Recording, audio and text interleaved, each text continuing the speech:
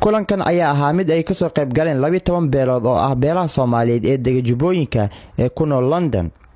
iyadoo kulankan fariin loogu dirayay maamulka Jubba munaasabadiina waxay u dhacday sida tan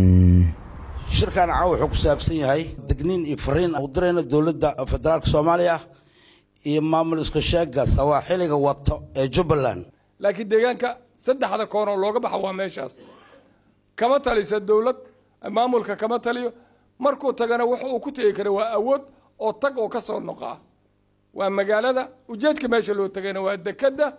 iyo aeroboorka iyo wixii ka soo gala waxa aad iyo aad uga xunnahay baarlamaankii Soomaaliyeed intii garatay xaqdarrada meesha ka socota ee mooshinka ka keentay in laga carqaladeeyana aad iyo aad aan uga xunnahay walaalayaal waad garan kartaan halka waxaan isugu nimid dareen aan wada qabno oo ah in laga saaro dulliga dadkeenii deganaa Jubbada Hoose gaar ahaan magaalada Kismaayo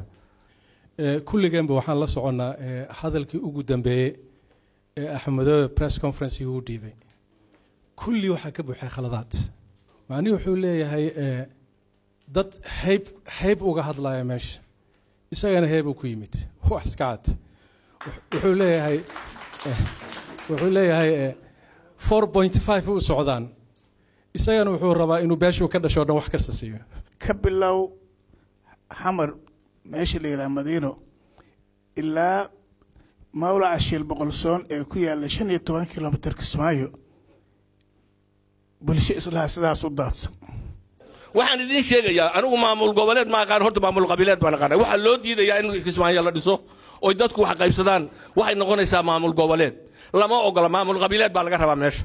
ilaahay ma ku dhaarshay wuxuu yiri inta nimid aan waxaan u yeeranay yiri dadkii deegaanka aan u yeeranay yiri bal beenta inta la fiiri dadka deegaanku Kenya kama imaan kaarahana kuma imaan waa dadkii meesha joogay waxa intaas ii dheer oo balan naga ah xerada uu ku jiro inuu sadhaafin walaalka markaad aasto adigana waa lagu aasaya kuwii aad u aastay baa ku aasaya problemka jira meesha uu ka jiro waa halkaas waa layna haystaa maanta Axmed Madoobe Kismaayo dhexdeeda ayuu ku go'doonsan yahay waxa weeye dhibaatada in la haysataa ee wadanka ka jirta waxa weeye horta waa dulmi garab leh dulmiga garab kalena waxa la iska kicin karaa dadku inay wada arkaan oo u midoobaan dadka Jubbooyinka ee cabashada muujinaya oo aniguba aan ku mid ahay in cabashadayna dawladda federaalka ayada loo soo bandhigaya in ay wax ka qabato sida ugu dhaqsaha badan gudoomiyaha baarlamaanka ee ra'iisul wasaaraha Umar Cabdirashiid madaxweynaha dawladda federaalka Xasan Sheekh Maxamuud anagu waxaan nahay dadka mar walba taageera dawladda federaalka ah dawladda waxaan ka codsanaynaa federaalka oo Xasan Sheekh Maxamuud oo madaxweyne u yahay oo hogaamiye u yahay si cadaalad oo daacad inay dadkeeda iyo reedkeeda ku maamusho inaysan dad qaasana la shaqayn dad qaasana inay dad xasuuqaan aysan ku raacin dad ka yimid Puntland ka yimid iyo dad Ethiopia ka yimid iyo dad Mudug ka yimid ayaa meesha inta degay iyagu xiira qabaa'ilka intaas oo qabaa'ila meesha degtay waxa weeye marka cadaalad darrada halkaas ka soo bilaabatay ayaa ilaa iyo maanta taagan waxa lagu noqnoqday hal daayo dagaal lama deynaayo sheekadu waa dagaal action la qaadaa hadaan action la qaadin wax hirgalay ma leh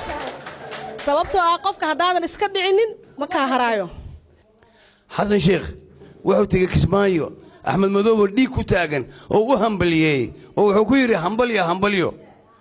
waxa meesha ka dhacaya ummadda dulman dhiiga daadanaya Xasan Sheekhna waxaad ogaanaysiin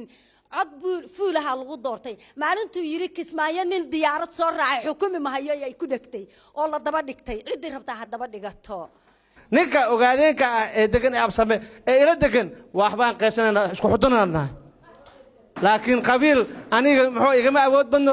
ana caanaha keeno ceel dhiig iyo cilmoog ila geesgud ana caanaha ka keeno ninka maanta la adeegsanayo adeerkay waay wuxuu ku dhashay cilmoog adeer waxaan ku leeyahay gurigaaga ku noqo waxaan rajaynaynaa in dadkeena ay fadhi ka kacaan oo kulligoodna ay dagaalamaan oo meeshana iska celiyaan Axmed Madoobe iyo dadka la shaqeeyay way bixi doonaan Maxamed Umar Sheekh Aadan Royal TV London